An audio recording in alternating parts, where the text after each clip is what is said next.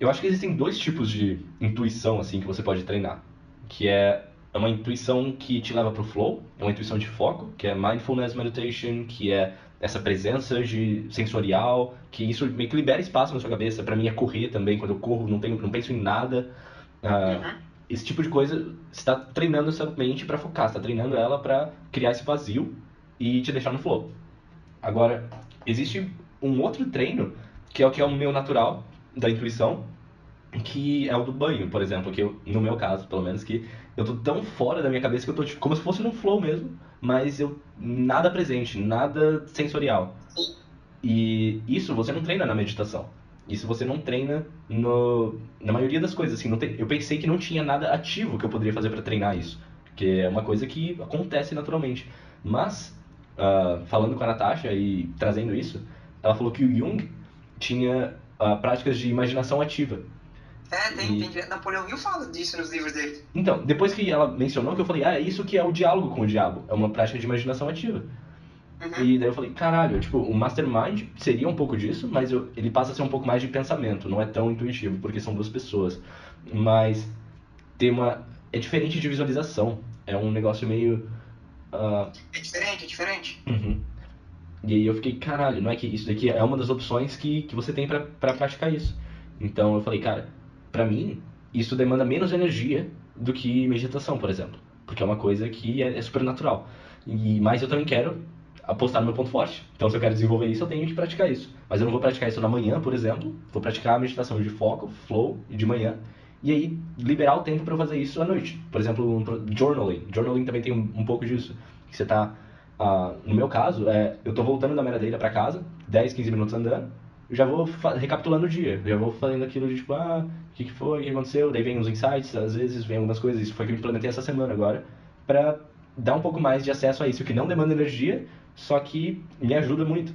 E Uhum. eu fiquei, nossa, que interessante. Então eu peguei e dei um pouquinho de mapeada, assim, quais atividades são esse primeiro flow e quais atividades são o segundo, mais um, relacionado a essas ideias e esses insights. E você conhece algo mais? Eu só conhecia essa imaginação ativa, o journaling e praticamente, tipo, tomar um banho quente e... Mas nada ativo Então, que eu possa mensurar, assim, e treinar, que nem meditação, por exemplo. uhum. E você concorda comigo que existem esses dois tipos? O que você acha que eles são? Sim, E... são coisas diferentes. Uhum. São coisas diferentes.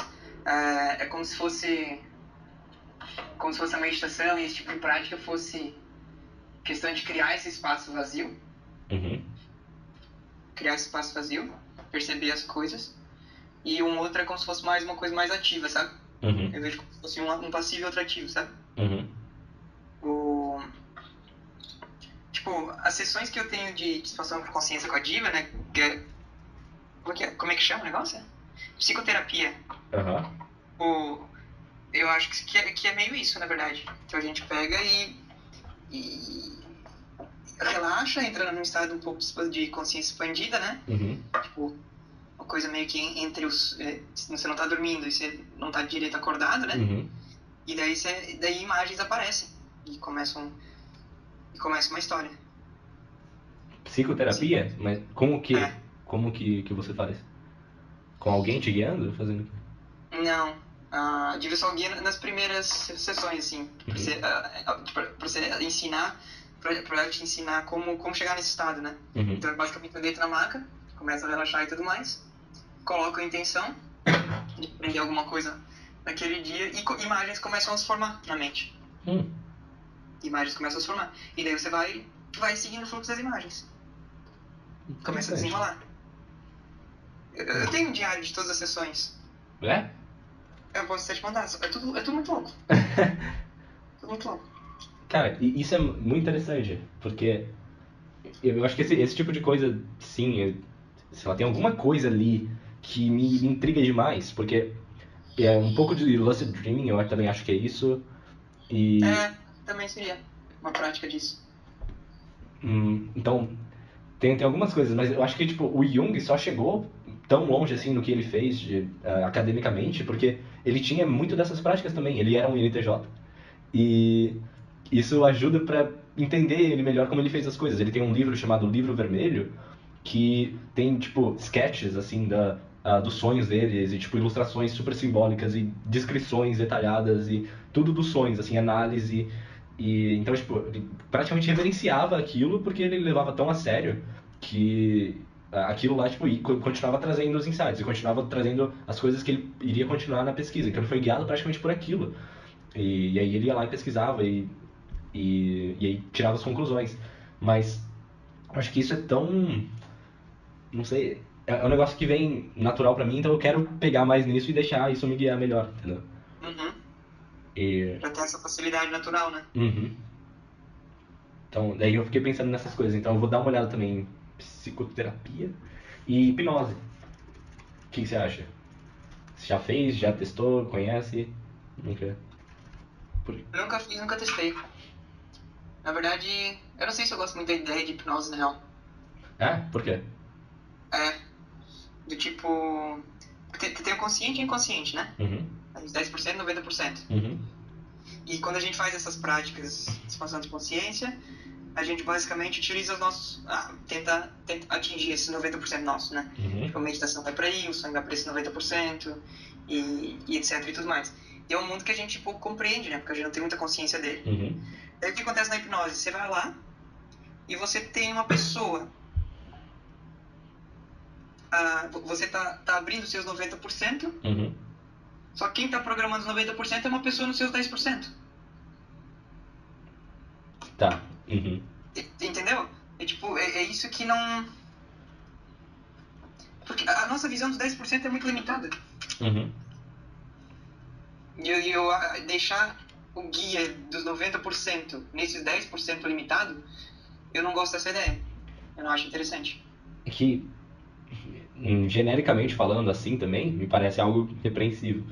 Não parece uma boa ideia, mas se eu pensar em algo específico que isso poderia ajudar, por exemplo, bom, eu não sei as aplicações práticas da hipnose que Sim. sejam úteis, mas eu imagino que se tiver algo prático que você queira, tipo, chegar lá, tendo um guia que, tipo, te ajude a entrar nesse estado, e aí te guia, se você achar a sua própria resposta, é uma coisa que não é ativa dele, sabe? Ele só tá te colocando naquele estado e te ajudando a se guiar.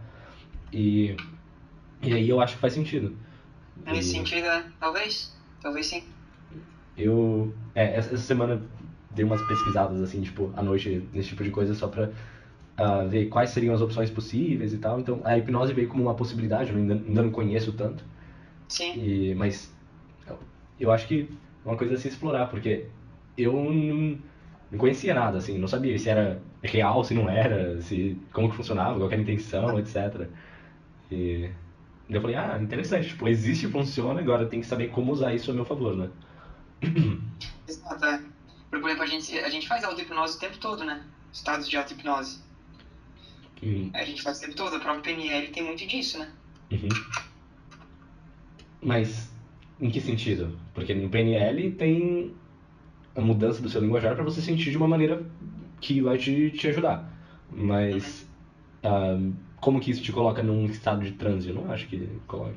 Por exemplo, na verdade, quando você entra no seu banho e você não sente o seu corpo e a sua mente viaja, É, é um estado meio que auto-hipnótico. é verdade.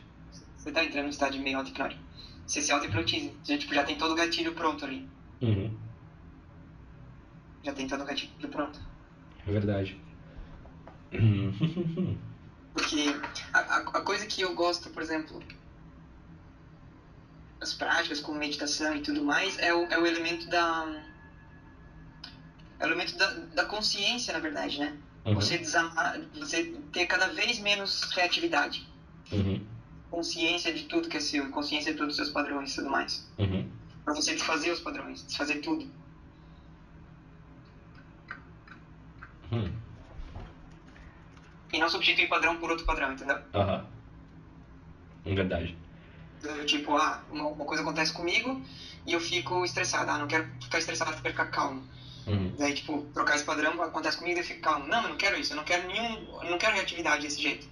Eu quero sentir a coisa como ela é e decidir o que fazer com ela. uhum, Ter consciência pra agir em vez de reagir, entendeu? uhum, Eu não quero mudar os meus padrões de reação, eu quero acabar com os meus padrões de reação. uhum. Só que isso não deixaria você num estado de sempre precisar pensar e tomar decisões? Isso não causaria fadiga mental? Não, porque não é, não é um processo, não necessariamente é um processo tipo, de tomada de decisão desse tipo e desse... Porque, na verdade, toda vez que você toma consciência, você ganha energia. Você não gasta energia. Por muito do nosso gasto de energia com o processo de tomada de decisão, acho que vem do fato da nossa inconsciência. A gente tá tomando decisão inconscientemente o tempo todo. Não sei também. Hum. Por exemplo, eu me canso mais num dia em que eu tô tão acelerado que eu não consigo parar direito as coisas para decidir o que fazer, do que num dia em que eu, tipo, ok. Então, mas o que é estar acelerado sem conseguir parar para decidir o que fazer? Você está fazendo muitas mini decisões ali, que são meio que automáticas, que você não está parando e considerando, mas você está fazendo, num nível mais subconsciente. Então eu acho que na verdade o dia acelerado é o dia que você está fazendo mais decisões ainda. Porque você está ali fazendo um monte de coisa, e uma atrás da outra, e apesar disso criar momentum, apesar disso tipo, te acelerar e você conseguir atingir alguma coisa, no final do dia a sua capacidade tá muito reduzida. E pelo menos comigo é uma coisa assim, o sono me mostra, o que eu mais percebi nesses tempos agora foi sono. Se eu dormir, assim, com colocar despertador, aquilo que eu tava fazendo 7 horas e meia, agora tô tentando aumentar, porque mesmo com 7 horas e meia, se eu tô colocando despertador para acordar, porque o meu corpo dormiria mais, final do dia, pensamento assim, não consigo pensar direito, não consigo tomar decisão nenhuma, eu tô cansado, quero procrastinar, tô morrendo. Agora, se eu durmo direito, chega no final do dia eu ainda me sinto bem o suficiente para tomar uma decisão. Funcional. Eu ainda me sinto funcional.